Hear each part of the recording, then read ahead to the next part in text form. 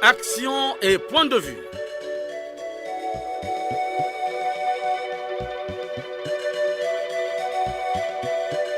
Action et point de vue. Réaction du peuple sur le développement.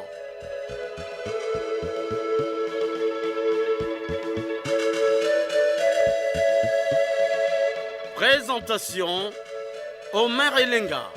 Auditeurs et auditrices de Radio Congo, la chaîne nationale, bonjour à tous et soyez les bienvenus dans cette production axée sur le thème économie congolaise 62 ans après l'indépendance. Quelle appréciation socio-économique pour le pays? À la technique, Loïs Mbou et Fred Obunga. À la réalisation, Benzanzila et Arnaud Ipene. Conception et présentation, Omer Elenga, votre humble serviteur. Ne quittez pas vos positions d'écoute, vous êtes bel et bien branchés sur la chaîne nationale, la nation dans vos oreilles. Congo, ekolo na biso tobongisa yango Congo, ekolo monene tobosana te Congo, tolingana toyokana tosalisana malamu bongo tobongisa Congo.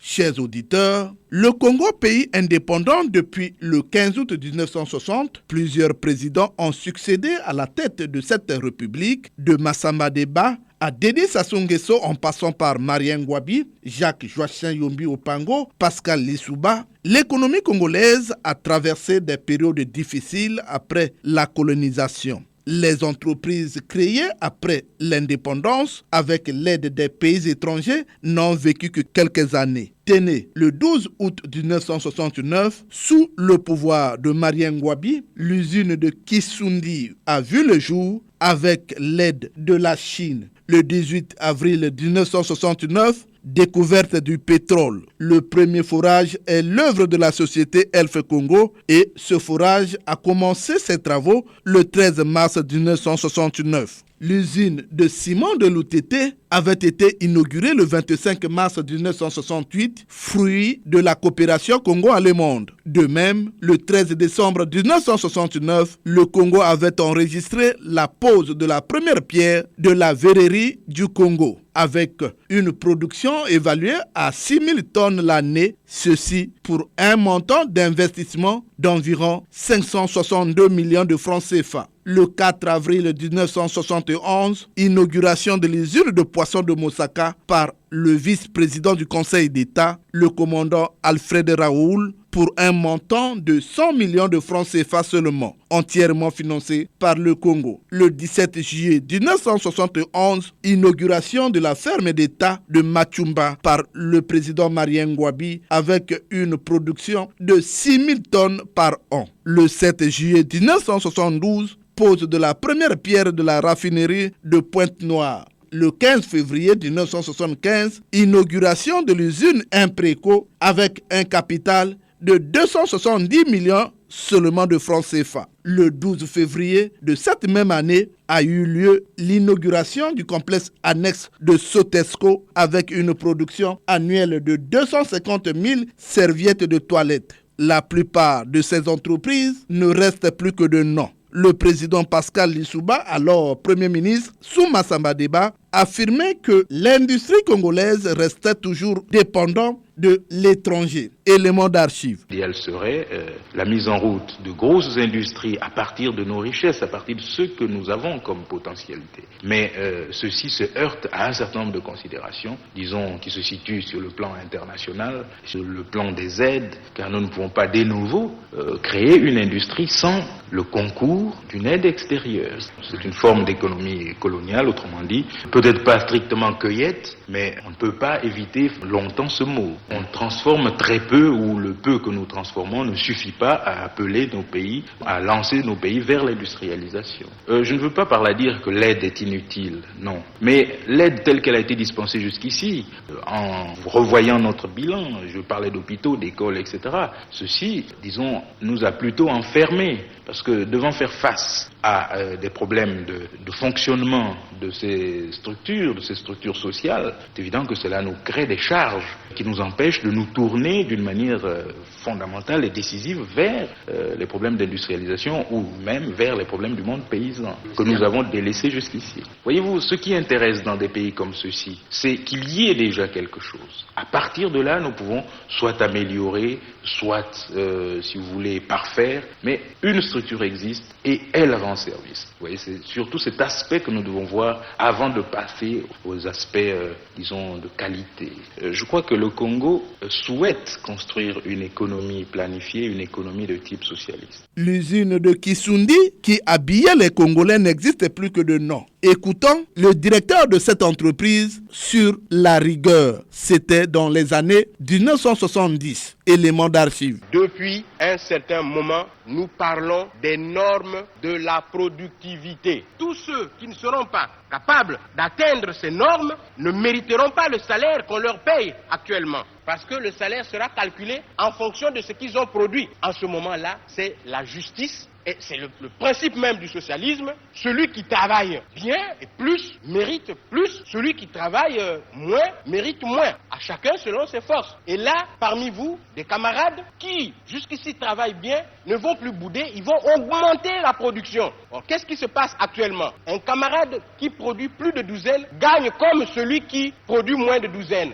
Et il a le droit de se dire, mais puisque lui qui fait moins gagne comme moi, c'est pas la peine. Il n'y a pas d'encouragement. Ce qui est bien dit d'ailleurs sur ce qui avait bloqué le démarrage de l'économie congolaise à cette époque, réécoutons Claude Ernest Ndala, toujours élément d'archives. Ce qui aiguise ce particularisme, c'est l'existence de toute une couche de chefs traditionnels qui ne vivent en fait que du marchandage de leur influence sur les masses paysannes, ce que nous appelons les bureaucraties tribales. Mais dans la mesure où on va balayer cette féodalité, nous aurons déjà éliminé un des freins de l'unité nationale. Et dans la mesure où le marché national du point de vue économique va exister, nous aurons déjà éliminé une deuxième barrière. Et la troisième barrière, c'est le travail. Jusqu'ici, les gens suivent tel leader de telle région parce qu'ils pensent qu'étant de sa région, il lui donnera du travail facilement s'il arrivait à être au pouvoir. Mais dans la mesure où le marché de l'emploi sera suffisamment fourni pour permettre à tout un chacun un emploi, dès lors je pense que tous ces problèmes vont s'atténuer. Mais je dis que c'est une question de temps, mais nous sommes déjà bien partis pour éviter d'autres secousses sur ce problème douloureux. Que dire de l'économie congolaise aujourd'hui? Les guerres civiles qui se sont succédées ont anéanti celle-ci. À cela s'ajoutent les antivaleurs tant décriées par le chef de l'État Denis Sassou Nguesso. L'ancien ministre d'État, ministre de l'économie et du portefeuille public Gilbert Ondongo, avait donné avec précision l'image des entreprises congolaises. Élément d'archives. Le portefeuille public aujourd'hui, c'est 51 entreprises qui couvrent tous les secteurs d'activité de l'économie. Secteur primaire, secteur secondaire, secteur tertiaire. La part de l'État dans ces différentes entreprises va de 100% maximum. C'est le cas pour tous les établissements publics à caractère industriel et commercial. Il y en a 16. C'est aussi le cas de certaines entreprises publiques, non-établissements publics à caractère industriel et commercial. Il y en a 8. Je disais donc la participation de l'État va de 100% maximum à 6% minimum. 6%, c'est notre participation au capital de la Banque Société Générale du Congo. Pour faire court et simple, on dira, notre portefeuille public, il y a une partie qui va plutôt bien, une autre qui va moyennement bien et une autre encore qui va plutôt mal. On peut prendre quelques exemples pour les participations ou les entreprises qui vont bien. On prend une à 100%, part de l'État, c'est le port autonome de Pointe-Noire. On peut dire que avec cet établissement public à caractère industriel et commercial, ça va plutôt bien. On peut prendre une autre entreprise où nous sommes actionnaires minoritaires, Saris, nous sommes actionnaires à hauteur de 34%, ça va plutôt bien. On prend les banques, où nous sommes actionnaires minoritaires, la BSA, la banque chinoise, nous sommes actionnaires à hauteur de 12%, ça va plutôt même très bien. La LCB, la congolaise de banque, nous sommes actionnaires à hauteur de 11%, ça va bien. Le Crédit du Congo, l'ancienne BIDC, nous sommes actionnaires à hauteur de 9%, ça va plutôt bien. Voilà un échantillon du portefeuille public qui va bien. Et un autre qui va moyennement bien. On peut considérer que notre première entreprise, la SNPC, aujourd'hui, 100% en propriété de l'État, va plutôt moyennement bien, parce qu'elle a engagé des gros investissements, a dépensé beaucoup d'argent. Cet effort fragilise un peu sa situation financière, mais on ne peut pas penser que la SNPC court le risque de péricliter. SNPC, on peut considérer que ça va moyennement bien. Tout comme on peut dire du Conseil congolais de chargeurs, c'est un exemple d'un EPIC qui va plutôt moyennement bien. Des exemples des entreprises qui vont plutôt mal. Et là, il y en a beaucoup. J'ai retenu un échantillon de 10 que nous connaissons tous bien. L'ARC, propriété de l'État à 100%, ça va plutôt mal, peut-être même très mal. La BCH, propriété de l'État, en grande majorité, 84%, ça va plutôt mal. La Société de transport public urbain, propriété de l'État à 100%, Nouvelle Air Congo, propriété de l'État à 100%. Aux couleurs nationales, ça va plutôt mal. Le CFCO, propriété de l'État à 100%, ça va mal. Et on comprend pourquoi, le trafic étant quasiment interrompu pendant longtemps. Eker, 99% propriété de l'État, ça va mal, c'est même arrêté. Cogelo, 90% propriété de l'État, ça va mal. L'usine des pavés, création récente, arrêtée quasiment, ça va mal. Voilà un échantillon des entreprises qui vont mal. Qu'est-ce qu'on a retenu? On a un portefeuille public avec une partie qui va relativement bien, une autre moyennement bien, et une dernière qui va plutôt mal. Il nous appartient à nos portefeuilles de regarder froidement les choses, de prendre des mesures, quelle que soit la catégorie. Si c'est nécessaire de privatiser, on privatisera.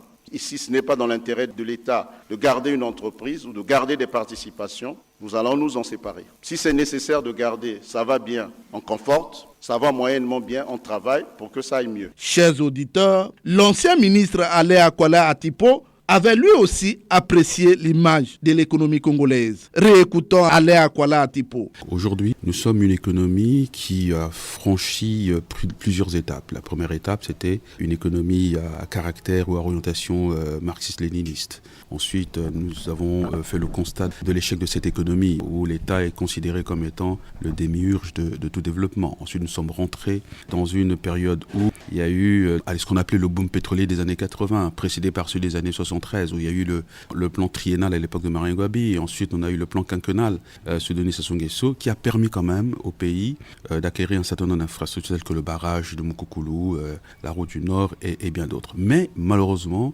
on peut faire l'analyse suivante, c'est que paradoxalement, le secteur productif, donc au niveau des entreprises, donc l'économie réelle finalement a connu des difficultés, ce qui nous a emmené vers un premier pass et ensuite un second pass renforcé dans les années 94. Donc au jour d'aujourd'hui, nous sommes encore une économie en construction.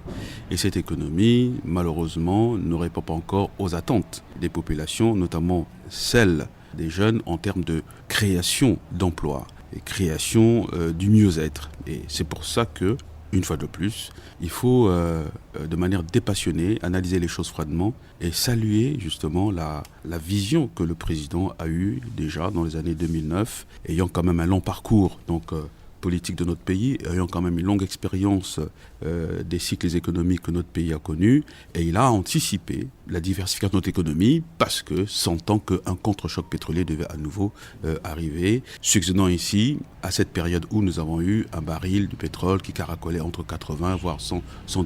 Donc aujourd'hui, c'est une économie qui est en difficulté, mais il y a des ressorts sur lesquels nous pouvons nous appuyer pour pouvoir justement la faire avancer. Alors qu'il y a la libéralisation de l'économie congolaise, pourquoi alors ça retarde pour que les populations puissent trouver satisfaction sur cette manière de faire la libéralisation de l'économie congolaise? Ça pouvait quand même profiter aux Congolais?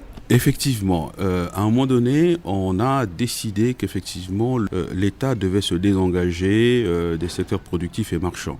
L'État devait se concentrer uniquement sur ses fonctions régaliennes et laisser donc l'initiative économique au secteur privé. Mais quelle est la qualité du secteur privé congolais? C'est ça le problème. Vous savez, nous avons ouvert l'économie après un processus de privatisation qui d'ailleurs n'a peut-être pas atteint tous ses objectifs, mais regardons autour de nous. Quels sont les acteurs économiques congolais? Quelle est la qualité des entrepreneurs congolais? Est-ce que nous avons dans notre pays des chefs d'entreprise dignes de ce nom? Est-ce que nous avons dans notre pays des compatriotes qui sont des capitaines d'industrie? Est-ce que nous avons dans notre pays des compatriotes qui sont de véritables chefs d'entreprise qui ont une activité dont le modèle économique a en prise avec l'économie réelle, c'est-à-dire le marché réel, répondre aux besoins du marché, le marché que constitue les populations. Mais nous avons une catégorie ou une qualité d'hommes d'affaires qui attendent les marchés de l'État, attendent le budget de l'État. Donc, des hommes qui sont perfusés par le trésor public. Et donc, on se retrouve dans une sorte de réalité fictive. C'est-à-dire que ce ne sont pas des chefs d'entreprise qui gagnent de l'argent et ensuite réinvestissent dans un projet économique qui est une progression en termes de développement. Dans certains pays, c'est vrai, il y a des chefs d'entreprise qui ont bénéficié d'un marché de l'État. Mais à partir de ce marché de l'État, eh bien, c'est une impulsion qu'ils acquièrent. Et ayant acquis cette impulsion, eh bien, ils adaptent leur projet économique à l'économie réelle. Mais malheureusement, dans notre pays, nous avons uniquement des hommes qui attendent le budget de l'État, qui font de la surfacturation et qui entraînent à ce moment-là une chaîne de corruption et une corruption qui est néfaste justement à l'économie nationale. Pour améliorer l'image de l'économie congolaise, écoutons le ministre des Finances et du budget Rigobert Ondeli sur le budget congolais. Il est ici donc important de souligner que la loi de finances rectificative 2022, telle qu'arrêtée par le gouvernement, poursuit un double objectif, à savoir, premièrement, intégrer les dépenses et les recettes nouvelles générées par la crise alimentaire et énergétique mondiale. Deuxièmement, maintenir le cap de l'assainissement et du développement de notre économie tel que défini, principalement par notre plan national de développement économique 2022-2026 et subsidiairement par l'accord signé le 21 janvier 2022 avec le Fonds monétaire international au titre de la facilité élargie du crédit. C'est dire que la construction de la résilience à court et à moyen terme de l'économie congolaise face aux crises présentes et à venir reste et restera au centre de la politique budgétaire prescrite par son Excellence, Monsieur le Président de la République. L'économie congolaise, oui, l'économie congolaise, 62 ans après l'indépendance. Le point de vue de Jean-François Ngalomi, président de l'Association pour le développement du Congo, est disponible. Prenons le cas chez nous, depuis que nous avons un président de la République, son Excellence Denis Sassou Nguesso, depuis le plan quinquennal 1982-1986, dès qu'il a accédé au pouvoir, il avait eu la mission de désenclaver l'arrière-plan, l'arrière-pays. Ça, c'était son ambition. C'est déjà des programmes qui étaient disponibles à la lecture de tous les intellectuels. Le président a fait beaucoup d'efforts pour désenclaver l'arrière-pays. Sur l'infrastructure routière, l'infrastructure énergétique et d'autres, j'en passe, voire même hospitalière. Et le pays s'est ouvert. Aujourd'hui, on a eu le progrès. On avait même le programme, le président de la République, autosuffisance alimentaire d'ici l'an 2000. L'an 2000 qui est déjà passé aujourd'hui, il y a 22 ans. Donc cette vision du chef de l'État, son Excellence Denis Sassou Nguesso, le président de la République, si tous les Congolais, on lui avait accompagné jusqu'à cet effort, jusqu'à aujourd'hui, 40 ans presque après, on serait déjà plus loin. Et la crise de l'Ukraine, le Congo devait être fournisseur des autres sur la donne alimentaire. Mais il y a plusieurs secteurs. Le développement, c'est transversal, c'est tous les secteurs de la vie. Il y a le secteur économique. Le secteur économique, il faut développer les projets économiques. Les projets économiques, eux aussi, ils obéissent à une longue marche. Quand vous voulez prôner un développement, vous allez voir, dans une zone qui est désenclavée, on ne vient pas directement implanter les usines. Donc, il y a un enchaînement ou un processus à suivre. Aujourd'hui, le président a émaillé presque tout le pays en infrastructure d'électricité, en infrastructure routière. Voilà le premier plan de développement économique. Maintenant, après la censure, le plan de développement industriel, c'est-à-dire les entreprises vont accompagner cette première partie. Nos capitales départementales, aujourd'hui, sont dotées de l'électricité, sont dotées des routes. Donc, c'est la première condition du développement. Et s'ensuit maintenant le plan industriel. Aujourd'hui, il faut penser maintenant au plan industriel, le plan agricole. L'industrie est basée d'abord sur l'agro-pastoral. Et aujourd'hui, le président de la République, dans sa vision, a révalorisé l'agriculture pour que l'agro-pastoral soit développé. Et oui, l'économie congolaise 62 ans après l'indépendance.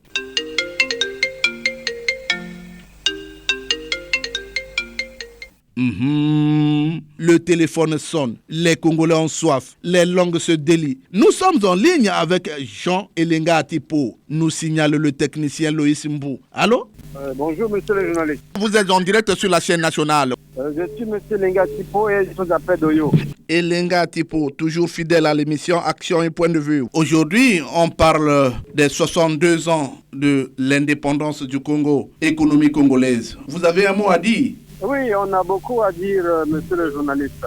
Je voudrais d'abord vous dire que l'économie, à notre entendement, reste l'ensemble des réalisations ou des moyens dont dispose un peuple pour son existence. Monsieur le journaliste, l'esprit critique nous amène à vous dire que l'économie congolaise qui a pour base l'agriculture, l'industrie, la pêche et l'élevage, le commerce et les transports, sans oublier les communications, n'est pas prise au sérieux par les Congolais en général et singulièrement ceux de la classe politique. Voilà pourquoi, monsieur Omer, 62 ans après les indépendances, nous ne sommes pas surpris de constater que notre économie, en dépit de nombreux atouts naturels et financiers, fruits des booms pétroliers à répétition, reste toujours extraverti, donc dépendant de l'étranger, avec une agriculture archaïque et un secteur industriel totalement privatisé à cause de notre mauvaise gestion. Le commerce, les transports et les télécommunications légués aux étrangers et qui font la loi. Monsieur le journaliste, pour terminer, nous vous disons que 62 ans après les indépendances, l'économie congolaise est dans un état de santé très critique qui nous interpelle tous.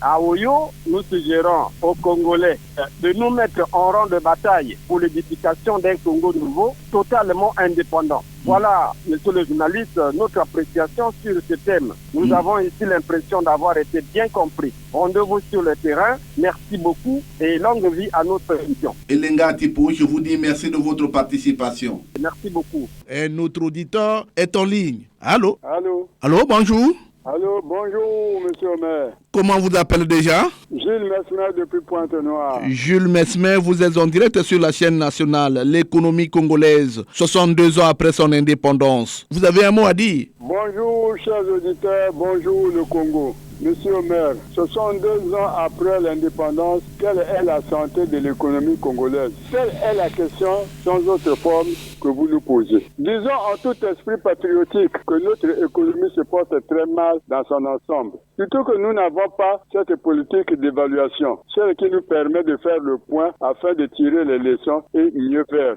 Pour moi, j'estime que le fardeau lourd qui est porté sur la tête de notre économie est parti de 1969 avec la découverte de l'or noir, ce qui nous a permis d'enterrer l'ONCP, l'UCC, Chakona, Ofinacom, Sotesco, Kisundi, Impreco, Sokabilou, l'usine des allumettes de Bétou, bref, j'en passe, la liste n'est pas exhaustive. Des sociétés qui, dans leur globalité, ont été le point de départ de la diversification de notre économie, un vocable que nous retrouvons après 51 ans, suite à la baisse du baril de pétrole et de la Covid-19. Ces deux facteurs ayant conduit à la crise mondiale, il ne nous a pas épargnés. Souvenez-vous, monsieur Omer et chers auditeurs de l'émission Action et Point de Vue, qu'à cette époque florissante de notre pays, le Congo a importé la main-d'œuvre et n'avait jamais connu autant de problèmes du genre le panier de la ménagère menacé, le retard des salaires, compression des travailleurs, chômage des jeunes, etc. J'en passe.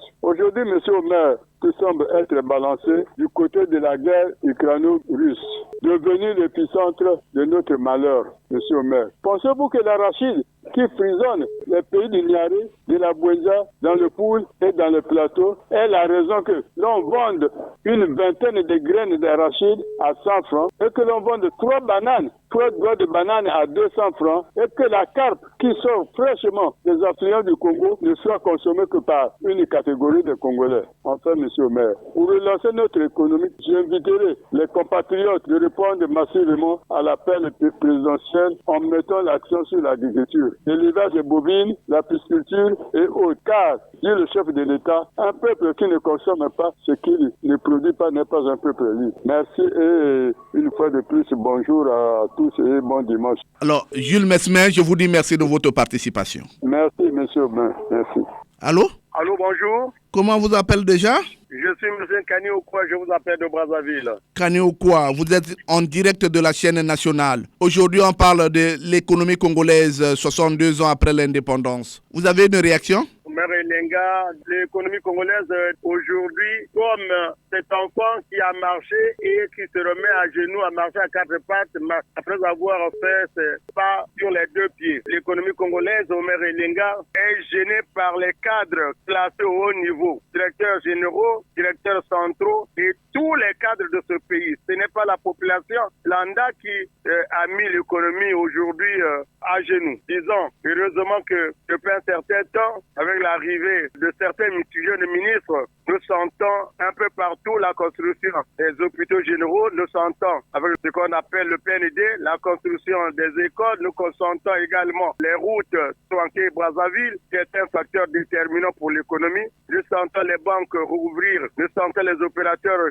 économiques être encore en possession d'un peu de sous pour faire développer le pays. Omer Elenga, en un mot, l'économie congolaise, depuis 62 ans, tantôt c'est le soleil, tantôt c'est la pluie, donc le beau temps et le mauvais temps à cause des cadres de ce pays. Omer Elenga, hier, tous les cadres, depuis la colonisation, à l'époque précoloniale, jusqu'à l'indépendance, et même jusqu'à 91, dans ce pays, on n'a pas vu des cadres placés, soit au ministère, soit dans une direction donnée, générale donnée, avoir 5-6 maisons. On peut même citer certains noms. Ça gênerait de le faire. Mais depuis 91, la course au pouvoir, la course à la construction, et où est-ce qu'on trouve cet argent pour bâtir des maisons à étages dans tous les quartiers de Brazzaville, dans toutes les villes du Congo. Omer Elenga. Oui. C'est très gênant d'être professeur étudiant au lycée avec 200 000 francs, 250, d'être journaliste niveau 3, d'être médecin, d'être ingénieur agronome, d'être administrateur en chef, placer un poste donné. Avant d'arriver, vous n'avez qu'une bâtisse et quand vous arrivez, vous avez 10 maisons. C'est très gênant, Omer Elenga. C'est ça qui empêche l'économie congolaise de se décoller.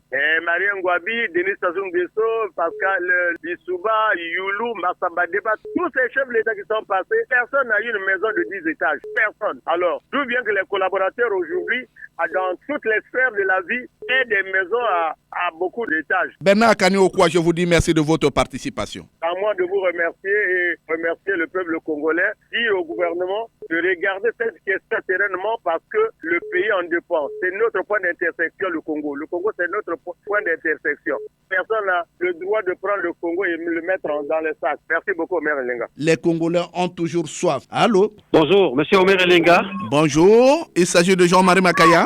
Jean-Marie Makaya, oui, Pointe-Noire. Vous êtes en ligne sur la chaîne nationale. Aujourd'hui, on parle des 62 ans de l'indépendance du Congo. Pour quelle économie? Oui, monsieur Omelenga, pour ce qui est de l'économie du Congo, 62 ans après, je voudrais ici catégoriser cette économie sur deux variantes. La toute première, de 1960 à 1986, l'économie congolaise repose sur l'exploitation du bois et avec le pétrole qui est enclenché. Mais on retrouve que cette économie s'est efforcée à placer des entreprises, des usines, mais qui jusqu'à 1986 ont essayé de résister. Depuis là, plus jamais. Ça, c'est pour l'économie de 1960 à 1986. De 1986 à 2022, monsieur Omelenga, le pétrole se refait surface. Et jusque-là, on a une économie renforcée. Renforcée pourquoi? Parce que le gouvernement se retourne vers la BAD, le FMI, la Banque mondiale, pour que cette économie, qu'on appelle aujourd'hui une économie renforcée, parce que beaucoup de programmes se sont appuyés sur celle-ci,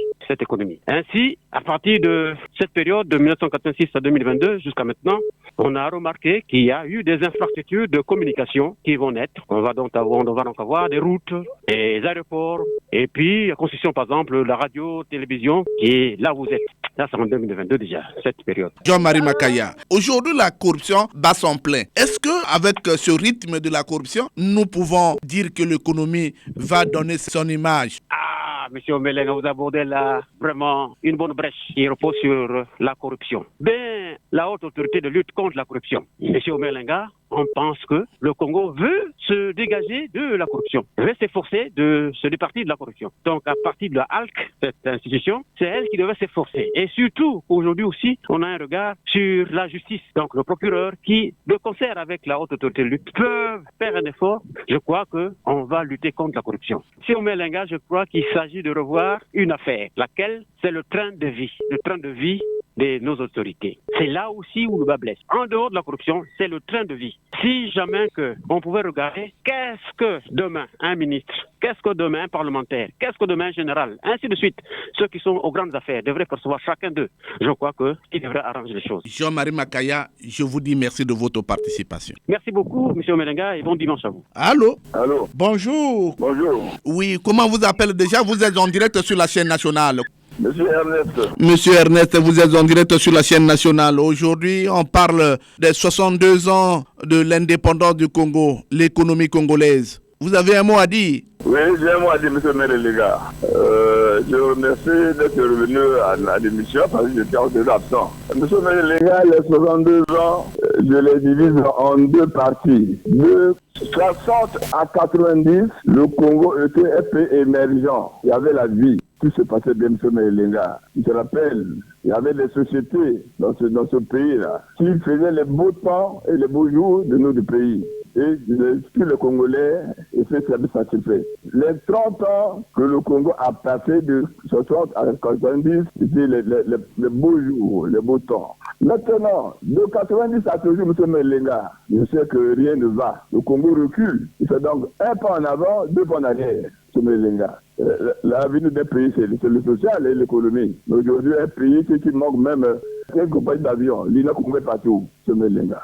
Les CBCO, quand le train quittait Poina pour Brazzaville, la gare était pleine. Et quand le bateau quittait, il faut pour Brazzaville, le port était plein. Mais aujourd'hui, M. Melenga, tout ne marche plus. Maintenant, aujourd'hui, M. Melenga, même aussi au plan de l'agriculture, l'autosuffisance alimentaire du salon 2000, il y a plus de 20 ans qu'on n'en est pas suffisant. Donc, je dis que les 62 ans du Congo ne sont pas profitables pour les Congolais, M. Melenga. On recule au lieu d'avancer. Mais on parlait de la rue des forestiers, là. Elle a fini. Mais quand le camion au Seigneur quitte pas pour Brazzaville, qu'est-ce qu'il amène? Souvent les passagers. Et le train a amené la marchandise, M. Melenga. Quand le bateau, le camion au Seigneur quitte Ouesso pour Brazzaville, il amène quoi? Et quand le bateau quitte Ouesso pour Brazzaville, il a amené les bouts de gens. Donc l'économie, M. Melenga, l'économie d'un pays, c'est ça. Mais sa compagnie a contribué au budget congolais. Pour moi, les 62 ans, nous n'avons pas profité au Congo et aux Congolais. Ernest, oui? Je vous dis merci de votre participation. Merci, M. Melenga. Les langues se délient toujours. Allô? Oui, déjà, je peux vous parler? Oui, comment vous appelez déjà? Vous êtes en direct sur la chaîne nationale. Je suis M.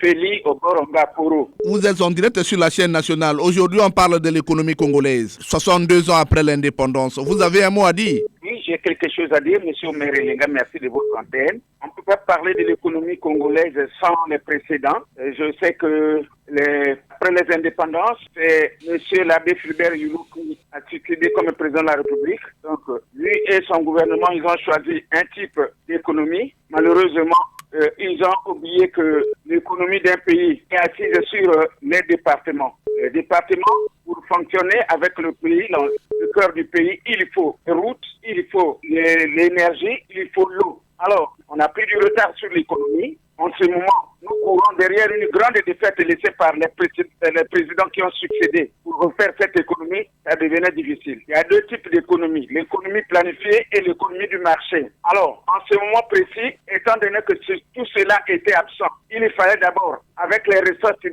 géant pétrolier, du fer, du bois, refaire les routes. Le nord qui n'existait pas, qui n'avait pas de route, il fallait refaire les écoles, il fallait refaire les stades, il fallait refaire les aéroports. Tout est à refaire jusqu'à nos jours. Le Congo demeure un grand chantier. De quelle économie nous devons parler lorsque tout cela, ça n'existait pas dans le pays? Mais nous avons fait quand même des efforts. Il faut réfléchir avec l'homme actuel, avec sa volonté politique, revoir l'économie du marché. C'est-à-dire que l'économie gagnant-gagnant. Faire venir les investisseurs, ils doivent placer leurs affaires et nous courons derrière les impôts et la douane. Bon, maintenant, à qui la faute? Donc, monsieur... Oui, monsieur... Monsieur Merelenga, on va progressivement à rattraper tous ces canards boiteux. Là, je suis sûr que le président de la République est sur cette voie-là. Alors, monsieur Ngaporo? Oui, je suis monsieur Ngaporo. Oui. Vous nous appelez d'où? Je vous appelle depuis le bord du viaduc à Talangaï. Monsieur Ngaporo, je vous dis merci de votre participation. Merci de votre antenne étendue. Allô? Oui, allô? Allô, comment vous appelez déjà? Bonjour. Oui, moi Moi, c'est M. Emmanuel Massé à Pointe-Noire. Emmanuel Massé, toujours fidèle à cette antenne. Alors, mais dites-moi, l'économie congolaise, 62 ans après son indépendance, que dites-vous? Oui, monsieur le journaliste, l'économie congolaise, il faut la périodiser. Il y a beaucoup d'industries qui ont été créées par Mamadou Ngobi Massabadeba. Ils sont tombés en ruine pour certaines, et d'autres ont complètement été en ruine et abandonnées, du genre Itsundi. Et alors, c'est le pétrole servait de monter, de fournir des fonds au budget de l'État. Alors, comme ça, le pétrole a occupé toute l'économie du pays, d'autres secteurs ont été abandonnés. Conséquence, il y a eu la paupérisation, il y a eu le chômage, et rien ne marchait jusqu'alors. Ensuite, sous le président Sassou, comme tout le monde se fiait au pétrole, se regardait plus le pétrole, alors l'économie nationale a pris un coup. Le bois, certes, on en coupe à tout moment, ça circule, oui, mais le bois, le pétrole ont provoqué beaucoup d'effets au niveau de l'économie, d'apporter de coups sérieux au niveau de l'économie nationale. Voilà, attendre le boom pétrolier à tout moment pour que le budget soit monté. Malgré cette possibilité qui s'offre à nous, il y a souvent des gaps au niveau de la trésorerie. Et ensuite, il y a eu un recours portant à l'endettement. Emmanuel Massé, je vous dis merci de votre participation. Merci. Le téléphone sonne toujours. Allô? Bonjour, c'est M. Omer Echa. Oui, bonjour. Comment vous appelez déjà? Bonjour, je m'appelle Yvon Macaire Itoua. Yvon Macaire Itoua, c'est ça? Votre réaction? C'est que, mon point de vue, après les indépendances, l'économie congolaise a reculé de 20 ans. Les politiques congolaises ne sont pas adaptées à notre conjoncture, au contexte du pays. Toutes les entreprises ont été détruites. Donc, il ne peut pas avoir l'économie rien que par la douane et les impôts. Pour que le pays se développe, il faut des entreprises. Nos dirigeants doivent avoir la notion de sanction pour que ceux qui sont à la tête des entreprises soient rigoureux. On ne doit pas nommer quelqu'un pour aller finir le chômage de sa famille à la tête d'une entreprise. Et 2 jours après, l'entreprise tombe en faillite. C'est impossible. Monsieur voilà Yvon, mon point de vue. Oui? Vous nous appelez d'où? Moi, j'appelle de Combo. Vous êtes à Combo. Derrière la télé. D'accord. Merci de votre intervention. Allô? Oui, bonjour, monsieur Omer. Bonjour. Comment vous appelez déjà?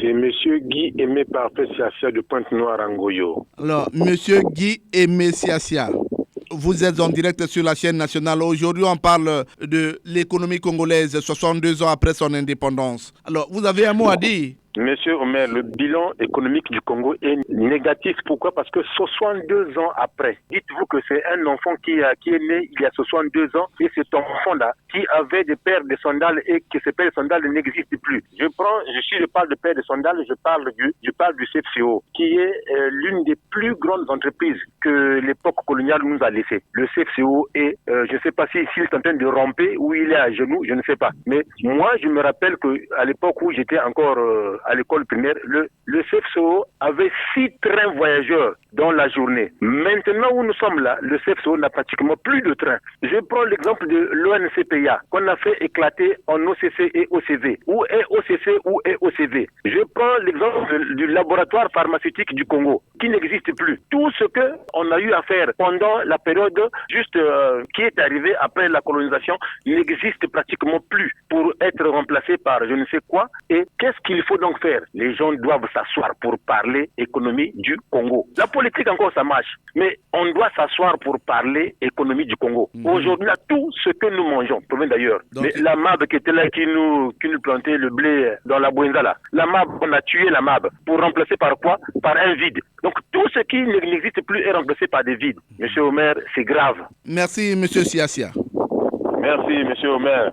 En tout cas, bonne journée et bon week-end. Merci pour monsieur le directeur qui nous donne ce temps-là de nous exprimer. Merci beaucoup. Merci. Le sujet fait délier les langues. Allô?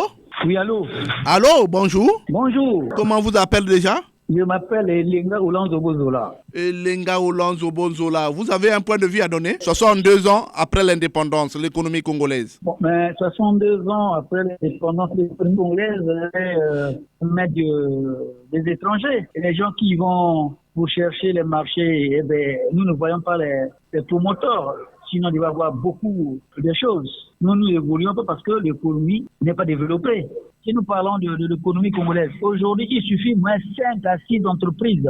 Les Congolais, les jeunes diplômés se verront placés dans les entreprises. Il n'y a pas que l'État. Quand nos chefs voyagent, il n'y a pas que l'État. Vous voyez, même en Amérique, il y a plus de travailleurs au privé qu'à l'État. La France, c'est que les gens copient bêtement. C'est les entreprises privées qui dominent. L'économie congolaise est bloquée par rapport à la réflexion politique. Ça évolue. L'argent qu'on prend par le pétrole, on pouvait créer facilement et on donne à une personne qui gère. Hollande Jobozola, je vous dis merci de votre participation. Merci mon ami, merci. Longue vie à l'émission.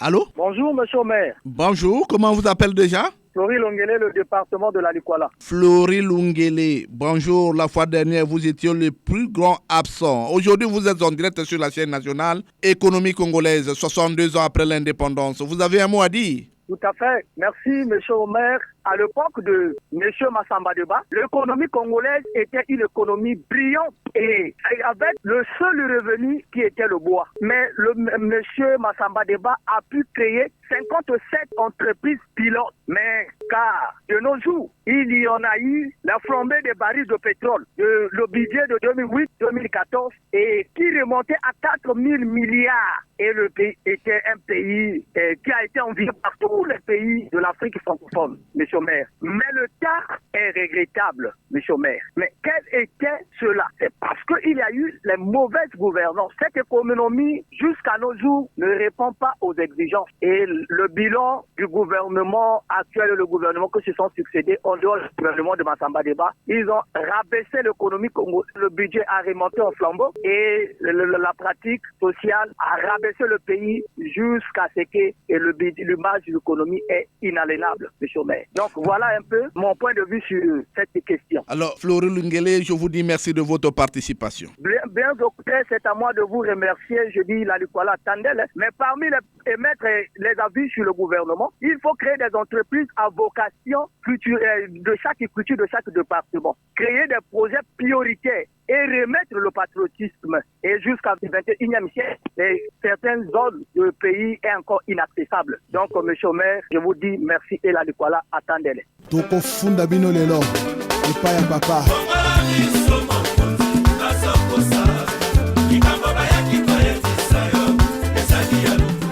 Les Congolais se sont exprimés au téléphone. Le Congolais Londa a aussi un mot à dire au sujet de l'économie congolaise 62 ans après l'indépendance. On écoute les points de vue du Congolais Londa sans langue de bois. L'économie congolaise est par terre à cause des responsables. Il y a des gens qui ont volé l'argent, qui ne présentent rien, mais on ne les sanctionne pas. On trouve les militaires qui prennent des militaires, des gendarmes, des ministres qui ont pris de l'argent pour certains projets, mais aucun grain de maïs n'arrive à Brazzaville. Non, mais est-ce que c'est sérieux? C'est pas sérieux, c'est pas sérieux. Mais c'est pas la tête qui doit prendre la chicotte pour aller frapper. Non, mais il y a des institutions. Maintenant, par exemple, nous venons de voir STPE. Est-ce que vous êtes sérieux là? Est-ce qu'on est sérieux dans ce pays-là? On va commander un certain nombre de bus, peut-être 100 ou combien. On ne crée même pas, on lui donne même pas un acte de naissance à cette entreprise-là. Et non, et on se met à recruter des gens. On n'est même pas reconnu à la CNCS, on n'est reconnu nulle part. Mais enfin, vous vous amusez avec les autres ou quoi? Et ce que vous êtes en train de construire en un quart de temps, en un quart d'heure, vous avez construit une maison de 4, 5, 6 étages. Mais ça vient d'où? Vous étiez petit fonctionnaire hier. Vous êtes rentré de formation. Et en 6 ans, vous êtes ministre. Et en ce moment-là, est-ce que ça vous permet de construire 1, 2, 3, 4 maisons à étage? Où est-ce que nous voulons amener le Congo? Sans sanction, il n'y aura rien. L'économie congolaise en 72 ans n'a pas évolué. Mais comment se fait-il qu'on peut se poser la question, l'économie évolue comment? On se base sur le pétrole. Mais le pétrole est éphémère. Le pétrole est éphémère. Demain ou après-demain, ça disparaît, mon frère. Mais pour que cette économie soit une économie forte et efficace, il faut qu'il y ait des usines. Toi, tu es congolais, on en a combien au Congo? On en a combien? Ces opérateurs économiques se basent sur le bâtiment, les constructions. Ça, c'est des usines. Le peuple congolais espérait sur Maluku. Mais Maluku est où? Il n'y a rien à Maluku. Donc, je suggérerais au chef de l'État de réhabiliter les usines telles que Impreco, Kishuni, ETS, les usines d'aliments de Bétou, les palmiers de Mokeko, des Tumbi, la réserve des veaux, mon frère, surtout celle-là. Dans les années 85, cette usine-là produisait des tonnes de riz. Et les résidus-là servaient pour nourrir les poulets, ceux qui y avait de la volaille. Mais aujourd'hui, ces usines-là sont dans les coffres. On n'en parle même plus. On n'en parle même plus de ces usines-là. Mais les opérateurs économiques qui, chaque mois, ceci, le bruit, on a payé, on a ceci. Mais ils ne peuvent pas investir dans ce domaine-là. On avait Sangapalm, c'était en abandon. Et on avait des usines de cahiers. Voilà, aujourd'hui, pour avoir le cahier, il faut attendre le Cameroun. Mais est-ce que c'est normal? C'est normal. Moi, je demanderai au président d'organiser un dialogue économique. Tous les opérateurs économiques et tous les ministres qui ont amassé des milliards, des années dans leur maison pour qu'ils investissent au Congo. Donc, monsieur le maire, on a un président qui est bon. On a un président qui est dans des actions concrètes. Je les appelle les apôtres, c'est-à-dire les ministres et les DG. Il s'agit là d'une fiche directe. L'économie congolaise reste un sujet en débat. Comme l'ont dit certains Congolais, les Congolais doivent s'asseoir autour d'une table pour faire le bilan de cette économie et projeter l'avenir. Si vous avez suivi cette émission, c'est grâce à la technique de Loïs Mbou et Fred Obunga, Arnaud Ipene et Ben Zenzila ont réalisé cette production. Omer Elenga, c'est moi. Réagissez en appelant au numéro 06 663 15 41 ou au numéro 05 521 91 97. Suivez-nous sur YouTube en mentionnant Action et Point de Vue. Bon dimanche à tous les auditeurs. Au revoir et à dimanche prochain, toujours avec le même plaisir.